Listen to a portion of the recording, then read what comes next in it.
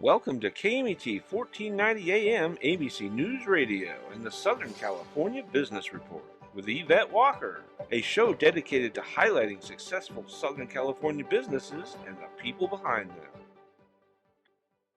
Welcome and thank you for joining the Southern California Business Report on ABC News and Talks, KMET 1490 AM, 98.1 FM, and KMET TV.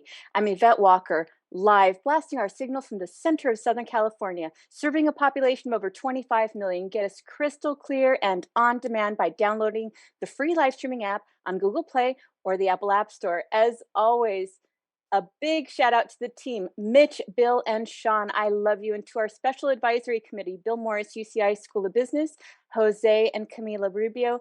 Thank you so much. Also, don't forget to check out the Jay Kaplan Show, also on KMET on Fridays at 3, and the Aaron Michael Sanchez Morning Show every morning at 8. Today, I have the distinct privilege of introducing an expert in the banking field. His name is Keith Cerwinski. He is a 30-plus-year banker and trusted advisor to small and medium-sized businesses located within our great Inland Empire. He currently works as a regional executive with a boutique SoCal business-only bank, which works principally with privately held first and second and third generation family-owned businesses. Keith started his banking career in 1989 after graduating from Cal State University of Fullerton with a BA in Business Administration with a finance emphasis. Keith's first banking job was working for a small subsidiary of the former Cal Fed in the city of Orange. He later worked for several years for a large internationally owned bank in the greater LA marketplace. Though Keith always knew his heart was set on returning to his IE roots, where he may one day help his community in what was then the burgeoning IE, Keith came to the U.S. at the age of 5 and was raised as a child in the Inland Empire within the city of Upland.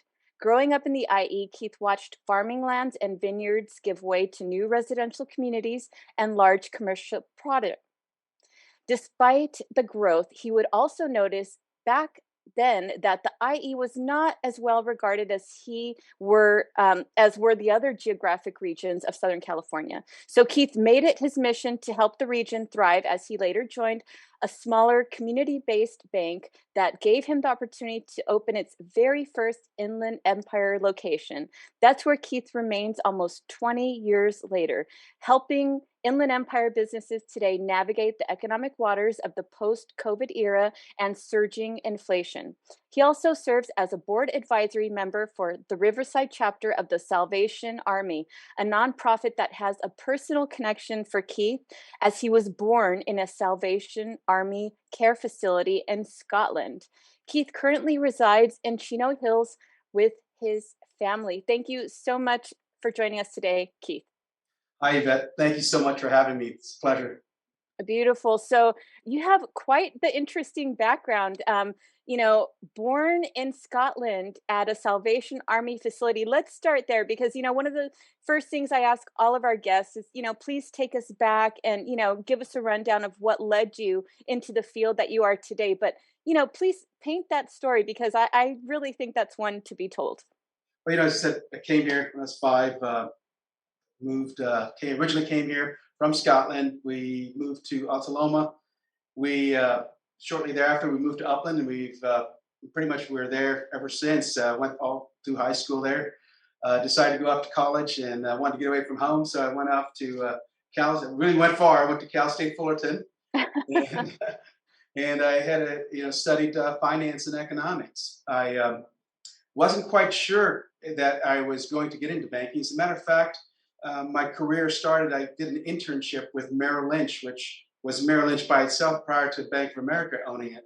And that was sort of the direction I was going to go. And for some reason, they were willing to send me off to New York to get a broker's training, to become a stockbroker. And I decided not to do that. And I ended up, after graduating, working for a small subsidiary, like I say, for Cal Fed. And that was in commercial equipment leasing. And I really liked that. And I saw within Cal Fed, they had another group that was doing middle market lending. And I didn't know what that was, but it sounded pretty cool. They were dealing with big loans going up for 5 million to 30 and 40 and even larger, and said, that's something I want to do. And so I worked my way into that group, that affiliate of Cal Fed, and it just turned out to be a wonderful, wonderful experience. I really was learning from the ground up. The only issue was that was '89, so in 1991 we sort of had an S&L crisis. Every 10 to 15 years, it seems like the banks go through some sort of challenges, if we will, and they decided to get themselves out of that type of lending and go back to their roots of just being a home lender. That was Cal Fed at the time, and so I went over to another major bank, international bank at that time, and basically cut my teeth there on really understanding middle market banking. And when we say middle market, we're talking about companies that are, in the 5 million to probably $200 million range. It's a broad range, but those are ranges where the folks that are running the companies, the financial officers, the owners, and so on, they look at the bankers, the CPAs, the attorneys, they look at them as somewhat as friends, advisors, and a sounding board to management. And that's a great role to play, for someone like myself. Absolutely. So today you are the Regional Executive Vice President for American Business Bank. And as we jump into the conversation, we're going to start, I guess, with a look in the rearview mirror, right? Where we've been, where we Yeah. are, and hopefully where we're going in the financial sector. So please, let's start there. Yeah, our country, just to think about the last 3 years. I mean, in March, it will be 3 years we've been in this COVID, in COVID, out of COVID, coming out, and so on environment. Tough, tough position for many businesses, for many individuals, for our economy as a whole. Well, for the world as a whole. When you look out in the front windshield of where we're going, it's somewhat more difficult to get a clear vision. I just think of this. I think of the 2000s. Wow, I remember in 1999, for example, I was thinking of a 1982 song, which was like by Prince, Party Like It's 1999. And at that time, 1999, we were in the midst of a tech bubble. And that rode all the way into 2000, the new millennia, the Y2K banks, and everybody had to worry about would their computer turn over. Shortly after that, we had the TechCom bust. We had 9/11. We had the great financial recession. We had COVID. Now we've got Russia and we've got the Ukraine war. So many geopolitical factors. Really tough times for businesses. But the wonderful thing about what's happened out of this is, I'm a true capitalist, but what we've seen is that the government has stepped up, and the government, every now and then, it seems like going back to even the great financial crisis, that capitalism was saved by a little dose of socialism, and that's the government helping out. It was TARP through the difficult periods of the Great Recession, and through this period, we've had where the government's helped out small business, and those are the folks that have hurt the most. Not necessarily the GMs, the IBMs, the Microsofts. It's the folks that I serve, the folks that you see out here, especially out here in the IE. Those folks that have small businesses, the people that they employ, whether it's 5 individuals or 500, those people are like family to the business owners that we work with. And they really, it's a different type of relationship than the relationship much bigger companies have with their employees. So it's been really difficult. Thank goodness the government did help out, and they helped out with PPP-1, they helped out with PPP-2, and then there's the ERC. A couple programs in there that have helped, in a sense, infuse capital into businesses. And there were so many businesses that really needed that capital to stay afloat. We know the restaurants, we know the hospitality industry, leisure, travel. Many of those businesses, if it wasn't for many of them are not here today, but there'll be even more that would not be here if the government was not able to help out. Right. And so when you talk about these PPP loans and, the support that it did offer many businesses during that time, what is, if anything, can you share the ratio of what had to actually be paid back through those loans versus what was forgiven? Have you been able to gather a sense of what the final outcome of that looks like? Absolutely. It's actually been a generous program. We've had 95% or more of the businesses in the marketplace. And I'm not just talking about my organization. I'm talking about out in the economy as a whole. In America, we've had so many of these loans that have been forgiven.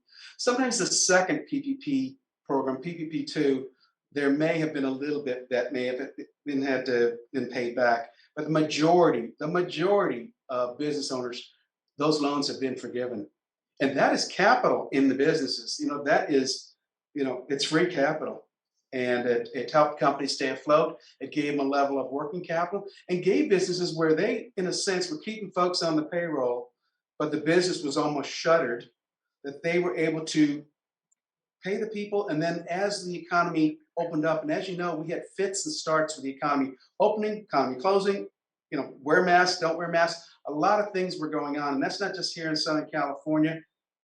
It's out in the state of California. The state of California had many different changes in terms of their positions. So it helped companies where they could go, if it's a restaurant, you had to order food, and you had to order food ahead of time, right, to be able to open up. But many more challenges through this period have now arisen after PPP and 1 and 2 and ERC. And so, how would you say banks have fared overall under these conditions? You say the last 3 years, yes, we've had the pandemic. Now we have some major geopolitical considerations that are impacting, supply chain issues, energy distribution issues, and now, we have possibly a whole new currency coming online with Russia and China indicating that they were going to be developing a whole new currency. Please talk a little bit about what that overview looks like today, and how the banks are doing under these current conditions. Right now, because of the capital that the government put into businesses, banks are faring significantly better than they ever did. The capital ratios are good. And we go back to the great financial crisis. Many banks, especially the larger banks, were very much undercapitalized. And they had to have those financial resources provided by the government, by the taxpayer, to keep them afloat. And since then, the regulators have been much more stringent on banks, doing stress tests and doing several other, being very much involved. Sometimes folks will ask about a bank, how a bank operates and whatever else. Well, banks are a highly, highly regulated industry. They are 1 or 2 steps away removed from government. So given COVID and the shutdown of the economy, the reopening of the economy, today, I could tell you there's probably close to $2 trillion of financial resources that are sitting on the consumer's balance sheet, which means those resources, of course, are in the banks. Banks have been coming out and issuing their earnings report as of late, for the quarter just ended 9/30, and most of them said they have increased their loan loss reserves, but they have not increased them significantly. As a matter of fact, the actual non-performing assets of a bank, of many of these banks report, is still very low historically. But we see outside that front windshield where we're going as an economy. And we'll talk about that in a few minutes. But there's reason for concern, and I think banks are doing the right thing, bolstering up their reserves in the event things become more challenging than we all hope for. Absolutely, because we hear the news today, right? And to bring up, China again, another heard country throughout all the news outlets right now. And what we've been hearing are reports of citizens not being able to access their bank accounts, right? And so it kind of takes you back to what it is that we have here under FDIC and how that all works. But it also is a reminder that, what impacted our economy during the Great Recession not too long ago was more of an external challenge within the banks, and now we're looking at more external factors that are affecting the market, which would have an impact on banks. So how do you see those two dynamics moving forward? Yeah, so great point. When we look back to the 2008 financial crisis, we had a mortgage situation. We had a mortgage challenge. Folks were getting loans on homes that probably couldn't quite afford them, and there was a lot of misuse, abuse, and so on during that time. And banks weren't well capitalized, and those were sold off and put into investments and sold off into the marketplace, and people got stuck holding the bag. Terrible thing. Today, and certainly over the last several years, mortgage standards were written very well. The standards were higher. The income ratios, the debt to income ratios were different, much stronger. And banks actually checked tax returns. It wasn't just a a mortgage application, you put what your stated income was, you're seeing tax rates. So from that position, banks again are in good shape, and we're not going to see anything like that. Also to consider, over the last several years, last 3 years for COVID, interest rates have been near zero. I mean, zero. 0 to 0.25 on the Fed funds rate. And where most folks have bought a home or refinanced their home, they did it in the 3%, somewhere in the 2%. So those folks have got pretty easy, pretty good terms in terms of from a lending perspective, from a borrower. So they're going to be in good shape going forward, right? We've seen home prices and commercial real estate go up significantly during this period, double digits year after year after year. And quite frankly, it's because of the cheap money. But here's what we're talking about now. The Fed is on the march. The Fed is on the march in a big way. Just think about this. The mortgage rate at the beginning of this year was somewhere in the low threes. Today, we're a tad above 7%. That's huge, right? That is affecting the economy. The Fed is out there basically vacuuming up all the money that's out there. They're trying to, at least, in the marketplace.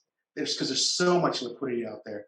What is that going to do? Well, so far, the statistics show the consumer hasn't budged. The consumer slowed down a bit, but they're still buying. They're still buying products and services. They're still pretty darn strong. Employment. The JOLTS report came out today of job openings. Surprise! We've still got another 9.5 million jobs that are still open and available. So while unemployment is down at 3.5%, you've got all these job openings. You've got cash on the balance sheets of businesses and individuals. Our economy is still in pretty darn good shape, and probably still the envy of the world. Right. And so I guess the question is going to be how to keep it that way, right? And what can banks do to help continue that and support businesses moving forward? Yeah, that's really going to be a challenge, because certainly when the Fed moves, and it's been almost every time it's happened, it's inevitable that a recession has happened after their rate increase cycles. Now, again, I'll be careful in saying that, because I'm sounding like an economist. And by the way, there's only two jobs that you could be right and you could be wrong and still keep your job, and that's being a weather person and an economist. With where we think we're going next year, most economists believe that we're going to be in a slight to moderate recession sometime by mid next year. Okay, we're already seeing in the housing market new construction that has slowed down significantly. The major home builders slowed down, and by the way, housing is one of those frameworks of the U.S. economy that has to be in great and strong shape for the rest of the economy to do well. Because of course, besides the cement, the lumber, the rebar, and everything else, you've got the appliances, you've got the carpet, you've got the drapes, you've got whatever, right? There's so many different industries that are supported, and so many jobs supported by the housing industry. That has not come to a stop, but it has slowed down significantly. The amount of new homes being constructed, the permits for new homes has gone down significantly. So what do businesses need to do? They need to stay nimble. They need to keep a strong balance sheet. Run a conservative balance sheet. Keep that liquidity on your balance sheet. Don't distribute it out. Hold it for that rainy day, right? Keep your line of credit available. There's going to be opportunities. As a matter of fact, some of your competitors, unfortunately, may not be in the shape that you are. You may be looking at them. There may be a time coming up next year, as the economy actually does change, that you want to go have that conversation with them. But before you do that, you want to have a good conversation. You want to have a good relationship with what I call your outside advisors. I call those your center. We call them centers of influence. Circle your business, circle the wagons with your business. Have a great CPA, have a great attorney, insurance broker, and banker that happen to understand small to medium-sized businesses, and let them be an advisor. Being a CEO, an owner of a closely held business, that's a lonely job. You don't have, like a public company, that board of, that paid board of advisors. In this particular case, these are the professionals I'm telling you about. You don't need someone to just put your numbers together from a CPA. You want someone that can be able to help you manage the price. When PPP 1 and 2 and the ERC was being done, the best CPAs were out there helping their clients get through and understand the process. And same thing with the bankers. The bankers were the ones helping folks understand that process. They don't do these type of things on a daily basis. They're running businesses. So they look Right. for experts to help them. Right. And so as an expert yourself and, talking about that liquidity dynamic, what is a good rule of thumb that you would recommend for business owners? A ratio, is there a ratio that you want to talk about, or what is a good rule of thumb that you would have them, look to with that recommendation? That's a great question.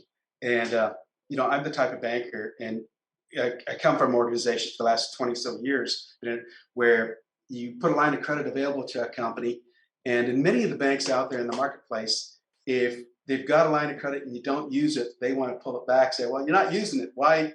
Let's just save it when you need it.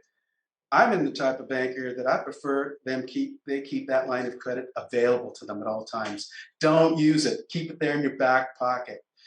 As it pertains to debt levels, liquidity, keep that cash on the balance sheet, as I said. Um, Keep your debt under 2 times to 1. For every 2 parts of debt, have at least one piece of equity. Be invested, be engaged in that business. More than just the financial aspects of it. As we know, COVID has changed the dynamic of how we work in the marketplace. We have folks that didn't come into the marketplace. That's why, in fact, there's still so many jobs open. Right. You have folks that want to come in one day a week, no days a week, and there's the hybrid, right? Businesses have to work through that. And many businesses talk about that their employees are their most valuable asset. It's not their software, it's not the products and services, it's the people. And Right. I wholeheartedly believe that. But how are you demonstrating that on a day-to-day basis with your team, right? Because there's so many businesses that'll offer $1 or $2 more to bring them over to the business right next door. And how do you keep them there? Well, it's that sense of being genuine, being passionate, being caring. I've had businesses that have not been able to take on contracts. In fact, they were reported in the Wall Street Journal not that long ago that they had to pass on a 8-figure contract, construction contract, because they couldn't find the people. They had great people there on their team, but they had to pass on that, right? Wow. So take care of the people that you have. And I'm not saying we overpay folks. No, I'm saying we do what's right. We make it a win-win relationship, right? When I walk through a business, I can tell what a business owner is like by walking through that factory, looking at the folks who are working the machines, who are working in the office, and are they looking up when the business owner walks by? Does the business owner know them by name? That may sound really small. It's huge. It's actually huge, because they know the business owner values them enough to know who they are, what they are, and probably knows a little bit about them personally. And most of the businesses that I bank are those type of relationships. It's a family. So it's really important you hold on to your people. But that is going to change next year, Yvette, as the economy slows down, as the Fed continues to make rate increases, unemployment is going to increase, and that is the Fed's desire. They've said it so themselves. We're at about 3.5. They believe we should be about 4, 4.4, or somewhere thereabout.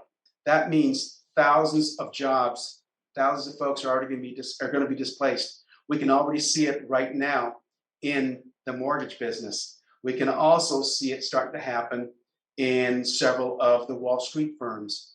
There are many companies that are making some tough choices. For business owners, I highly recommend, again, cement those relationships with the people and the teams that you have.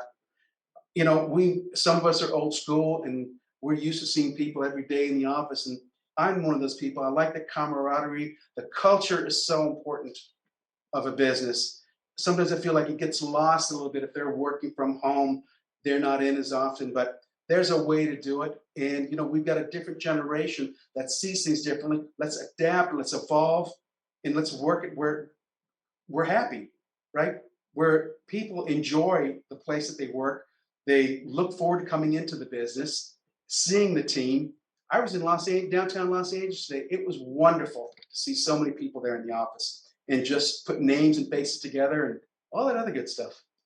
Right. And so I've experienced, enthusiasm in the workplace. People want to come back together. So I'm Mhm. hoping that that continues. But we're going to come on to a break. So for those listening, I'm Yvette Walker on Southern California Business Report on ABC News and Talks, KMET 1490 AM, 98.1 FM, and KMET TV, talking with Keith Cerwinski, Executive Regional Vice President of American Business Bank, with a macro level analysis of the financial landscape, along with what we can expect to see locally and critical information on how to best navigate the market when we return.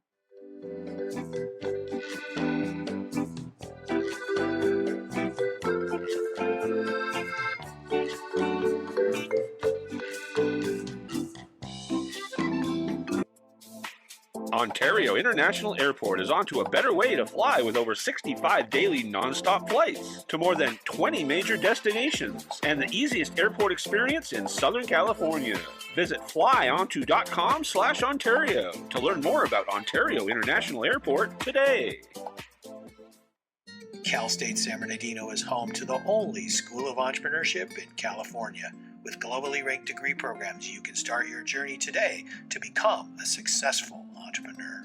Learn more and connect at entre.csusb.edu.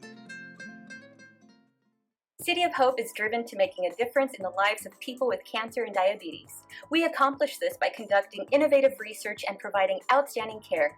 If you or a loved one has received a cancer diagnosis, go to cityofhope.org to learn more about how our innovative approach could change your outcome. Hi, I'm San Bernardino County Sheriff Shannon Dykes. If you're looking to start an exciting career in law enforcement and make a difference in your community, we are hiring dispatchers, nurses, deputies, laterals, and many more. For a complete list of our jobs and more information, visit sheriffsjobs.com. Every 2 seconds, someone needs a blood transfusion.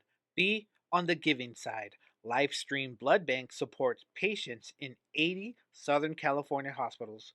Call 1-800-TRY-GIVING for more information and to set an appointment. The University of La Verne is rated first in California for alumni satisfaction. Learn more about accelerated programs offered online and on campus in La Verne, Irvine, Ontario, Burbank, or College of the Canyons. Visit go.laverne.edu. The University of La Verne.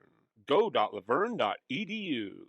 It's summer, the sun is shining, and now's the time to make the most of your solar panels. Don't lose up to 50% of your solar panels' efficiency just because they're dirty. Get the most out of your solar panels and call my friends at Solar Panel Cleaning Specialists at 951-663-7502. That's 951-663-7502. Mention this ad and receive your discount. Offer expires December 31st. Welcome back. For those listening, I'm Yvette Walker on Southern California Business Report on ABC News and Talks, KMET 1490 AM, 98.1 FM, and KMET TV, talking with Keith Cerwinski, Executive Regional Vice President of American Business Bank, with macro level analysis of the financial landscape, along with what we can expect to see locally and critical information on how to best navigate the market. Thank you again for being with us this afternoon, Keith. My pleasure. Thank you so much. Beautiful. So prior to the break, we did a basic rundown of what it was that we went through not too long ago, what some of the, overall conditions that exist today. And of course, the recent Fed's increase of 75 basis points. That is the next thing we're going to talk about right now. So please lead us in with that. Wow. So this is interesting. So this is going to happen tomorrow. It's going to happen about 11 a.m. tomorrow. And I think it's already baked in the pie that they're going to do their fourth consecutive 75 basis point increase. What's most important here is what they say afterwards. Are they going to talk, and this is the press conference that Jerome Powell has, are we going to raise another 50 basis points in December? Where the Fed terminal rate, where they see it, last it was 4.4 to 4.6. I start thinking about these things and I wondered, wow, again, we went from zero and now we're going to be somewhere close to 475 by this time, January, February of next year, in a short period of time. Well, why are they doing this? Well, there's a lot of money. Inflation is high. Inflation is at historic highs. We're at above 8%. We're at levels that have not been seen in 40 years. And by the way, matching that, we have not seen an interest rate market move as fast, as quick as we have just in this year. It has moved in a matter of, 50 years. I don't think it's moved like this in 50 years. So it's huge. But let me tell you why some of it's moving. There's so much, again, we talk about so much money from the American CARES plan, the rescue plan, and so on. We've got so many other things that are out there that are coming that are going to be available to businesses. And while some of them may be more directly available for bigger businesses, it's going to help. The economic engine that runs this country, again, is not the GMs, it's not the Microsofts, it's not the Amazons. It's out, when I look out this window and I see all the small first, second, third generation owned business, they're the ones that are providing the parts for the Lockheeds, for the Northrops, for all of these companies, for the Boeings, right? But look, the government we've got an infrastructure bill that's coming out. That money is going to start rolling out. $1 trillion. We have got an Inflation Reduction Act, they're calling it, $700 billion. And then we've got the CHIPS Act, another $50 billion. There's a lot of money that's going to be coming into the economy over this next year and for the next several years. So quite frankly, I don't think the recession that surely will come is going to be as deep as we've had in the past. It may not be your garden variety one, but what we do have here is, look at it this way, a CEO of the largest bank here in the US said, look out for that, where it's going to be an economic hurricane. We've got another CEO of the second or third largest, I can't remember which one it is, second or third, but he said, growth is going to be measured in a sense coming up over the next 12 to 24 months.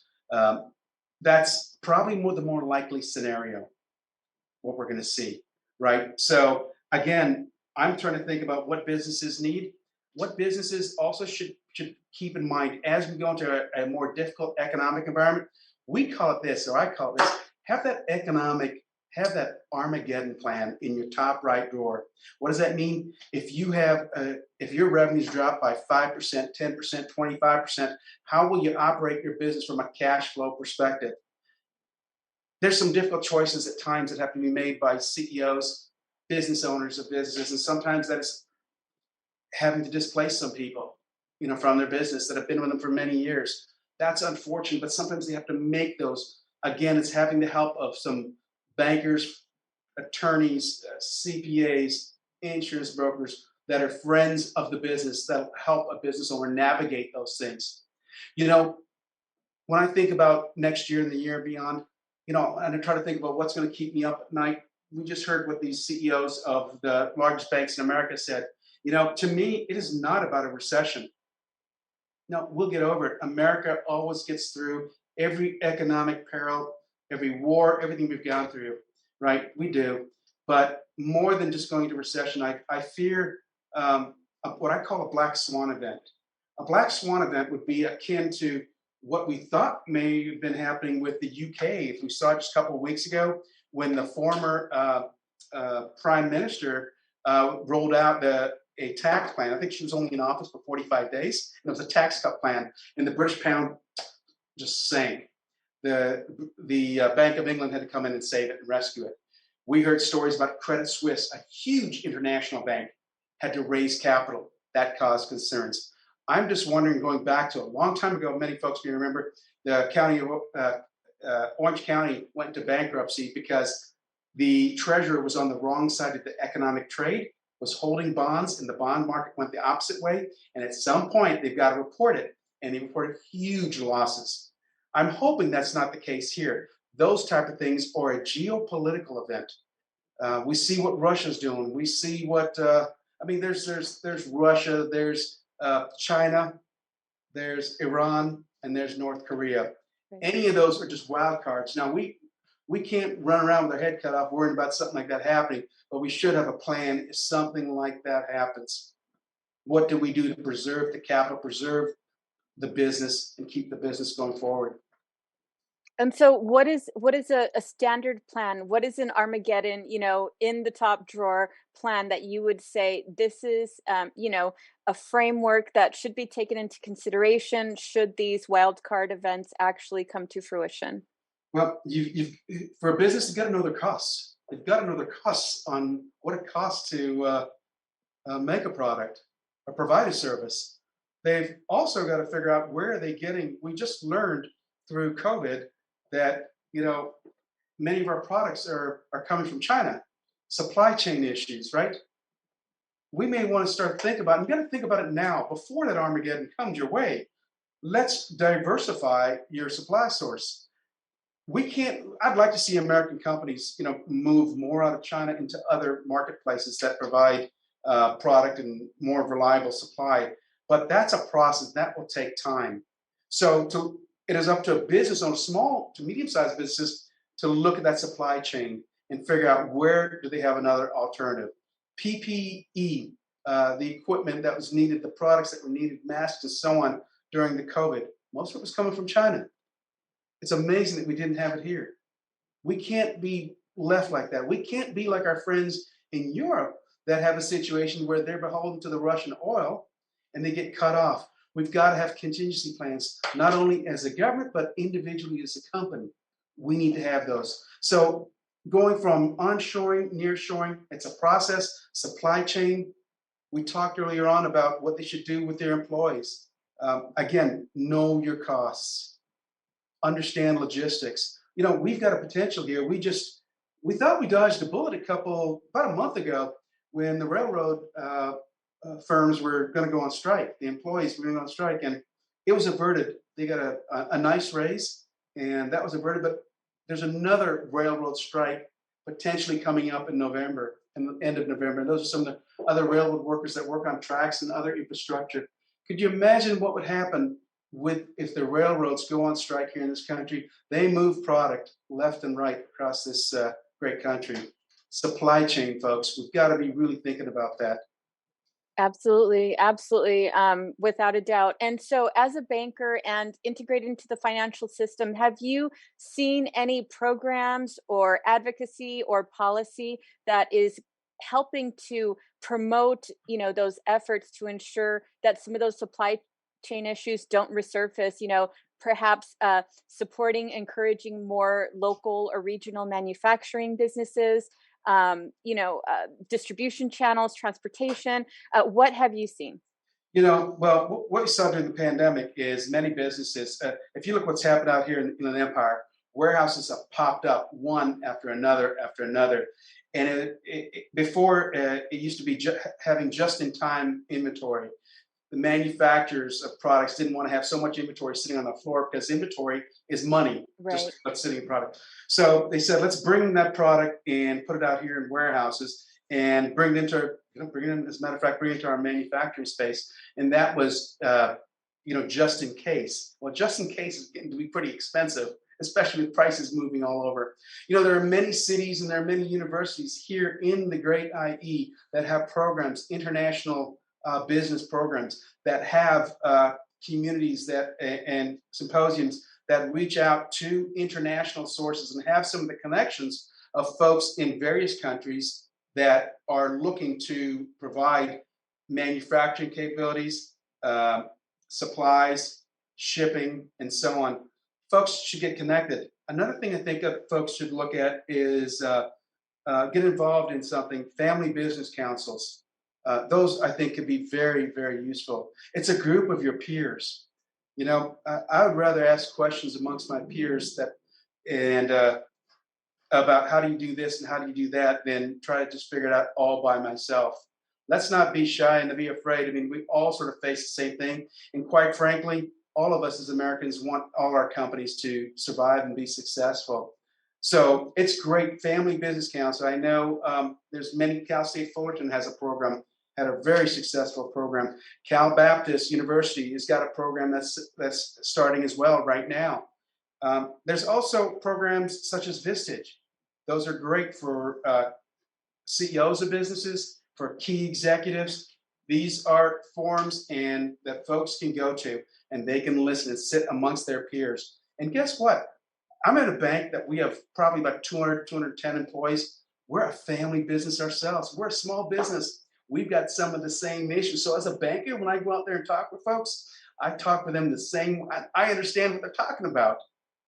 We've got HR issues. We've got turnover. We've got this and that. Hopefully not a lot of turnover, but we understand those things, insurance and so on. You need to plug yourself in. Don't be afraid to plug yourself into groups that are advocates for small business. There's nothing wrong with that. The first, second, third generation. A lot of businesses have some great legacies and have first generation that started the business. Second sort of, does it. And then the third is the real tricky one. These type family business councils are really good programs to help put that all together and help folks map out what happens after the founder decides to retire, right? And where do you take it?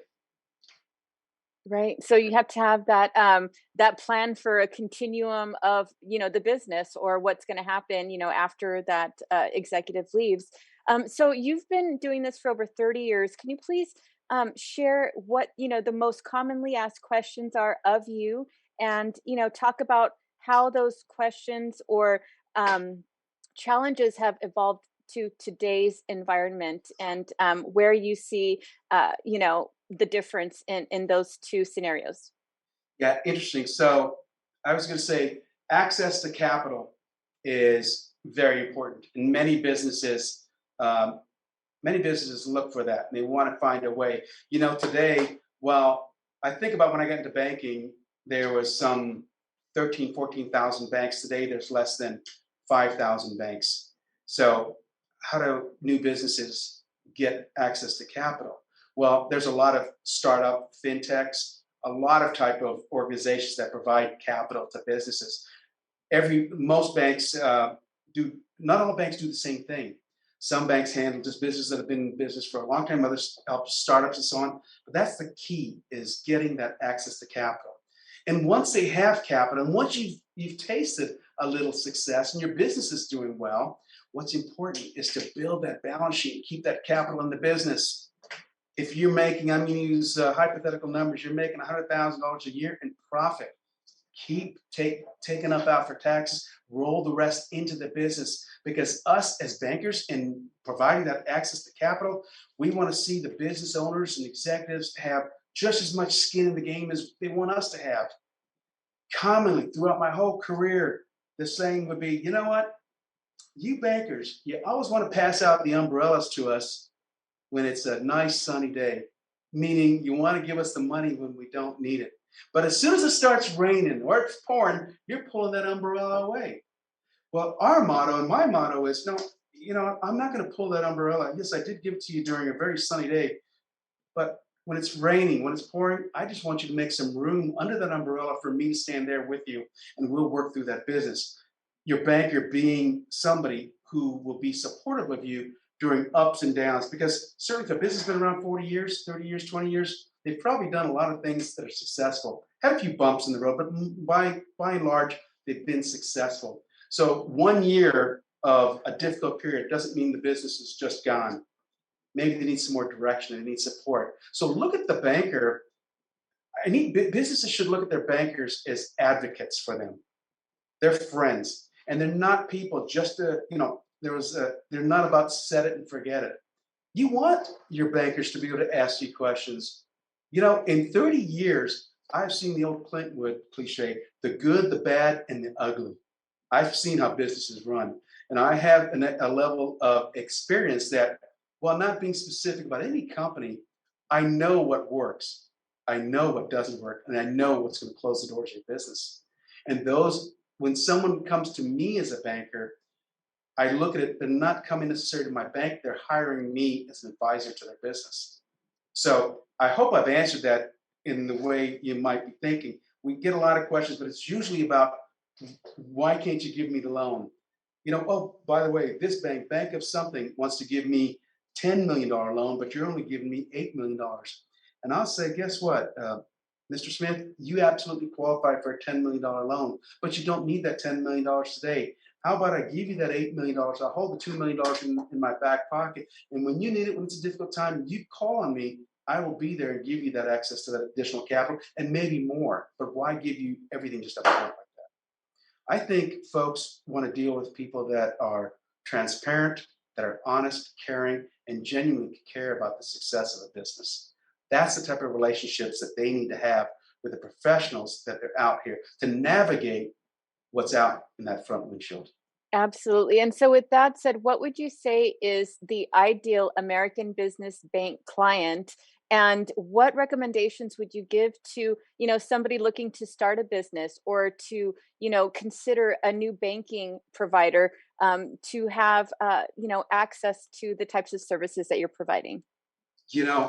Great question. I think every business owner, regardless of size, should have a business plan, and they should be monitoring that business plan, checking themselves against it on a regular basis, fine tuning it. When we drive a car, we don't drive it just like this. We're like this, we're like that.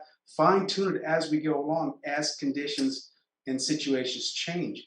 What makes a great client for me? It makes a great client for many of the banks out there. They're well capitalized business where they treat and understand that their banker is a financial partner with them.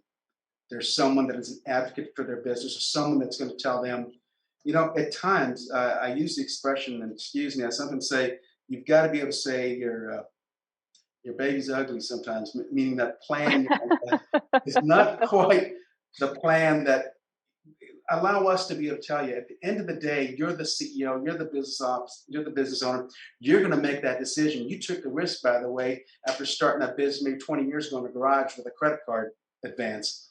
I'm not going to question that. But what I am going to do is challenge you to think.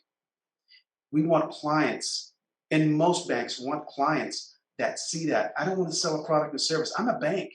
You know what? I make loans and I babysit deposits. Do they want to hire me for the knowledge and the experience that I have? And that's the way a lot of folks are in the organization I work for. That's how they operate. Allow me to be a partner and to be somebody that provides you a level of advice, be that sounding board, right? That's the type of client we want. I want folks that are, I have a client that I've had for 23 years. They were single digits, and today they are 9 digits sales company, huge. I've literally grown old with the business, and I love that. And you know what? It's not that I've done anything spectacular that any other bank couldn't do in terms of products or services, but hopefully they thought and see that I am someone who's always been supportive of them, and not just a yes person, and that I'm a person that cared enough about their business to be able to tell them honest things about their business and how they could maybe steer it better. Absolutely, because as we know, in the business marketplace, you must have a thick skin, right? Otherwise, it's the most ideal and the most perfect example of Darwinism, right? And I call it economic Darwinism. And so you do have to have a thick skin. And the fact that you offer that guidance, that perspective, and unfortunately, sometimes, your baby isn't as beautiful as you thought it was, advice, it's sound advice coming from a professional that is steering them in a direction that's going to help them at the end of the day, is what it sounds like. And we all need that, right? Yeah, absolutely. I go out, I don't like to think, I won't run around and say my bank is better than anybody else. As a matter of fact, I like to go out, I know what my bank is. I feel pretty darn proud and privileged to be a part of the organization. I go out with the idea that my competition is good. I have to be better, and I have to earn that every single day. When you have that mindset, you go out with a different approach. You go out with being servant of service, providing value. That's what's important today, not how big of a line of credit, how, in this marketplace where interest rates are going through the roof, how cheap, who's the cheapest out there in the marketplace. I don't want to be the cheapest. I'm in a competitive marketplace. I've got to price whatever I do. I've got to price it competitively. I know what's out there, but I'm not going to be the cheapest. I don't want to be the cheapest. Will people pay me, leave a few chips on the table to work with bankers that I work with? I would say they do. And that is part of the success of an organization that I work for. And so you're giving so much wonderful advice. I'm sure our listeners are going to have lots of questions. They're going to want to do a follow-up. Can you offer some information on where they can contact you or, your associates to maybe get some insight on some of the topics that we covered today? Sure. Absolutely. We go on our bank website, American Business Bank. You'll see us, and we've got 8 regional centers of some just fantastic people, just very smart people, and they really care about small business. again, the economic engine of America. Go there, you'll see my contact information. Look, I'm not the banker for everybody, but I love to provide a level of value and service. I don't care how big or small your business is. I just want you to be successful, because when you're successful, you employ people. It keeps the economy going, and yes, it brings some tax revenue in, and keeps the roads going, keeps the planes, keeps everything moving, right? So I want to see success all the way around. That's what I would suggest. Beautiful. Well, that's music to my ears, right? Because who doesn't want to have somebody that is an expert in the finance market, in banking on their side, right? In their corner, and part of their, board of, maybe not board of directors, but board of consultants, right?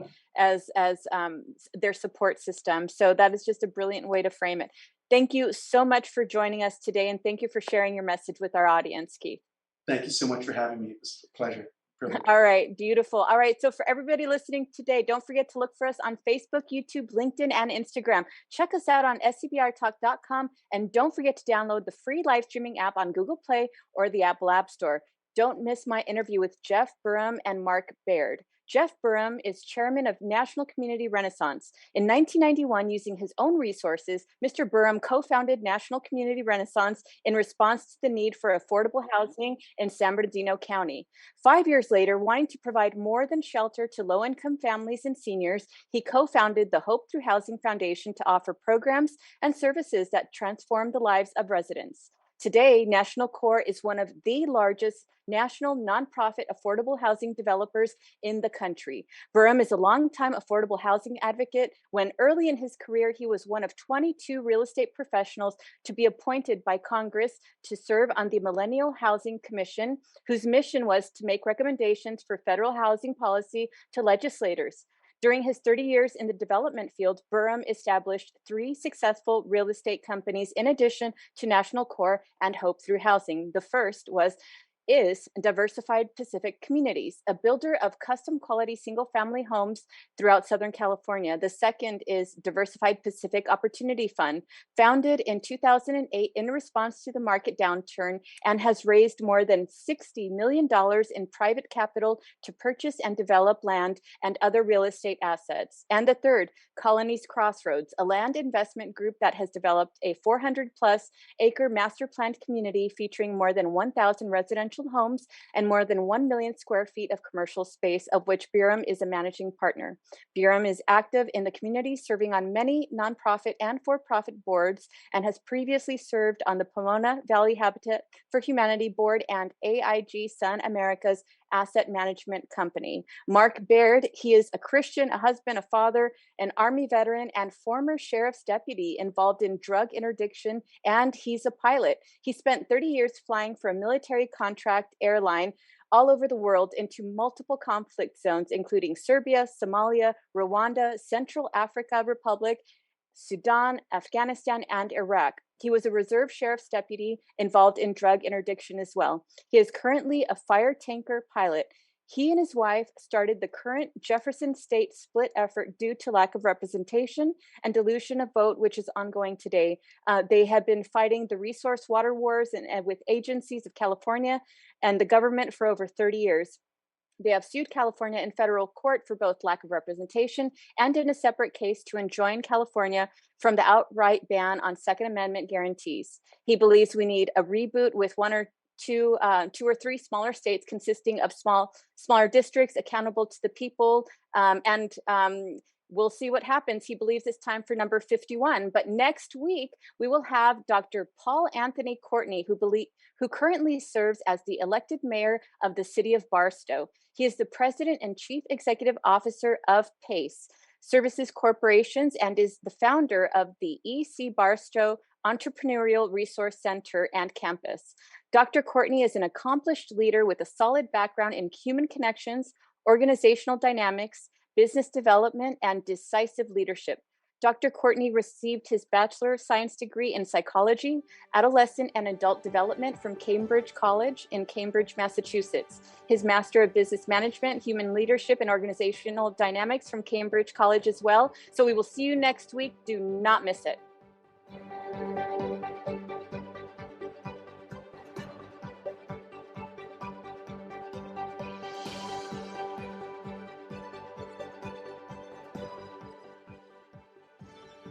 This has been the Southern California Business Report with Yvette Walker on KMET 1490 AM, FM 98.1, and ABC News Radio affiliate, a show dedicated to highlighting successful Southern California businesses and the people behind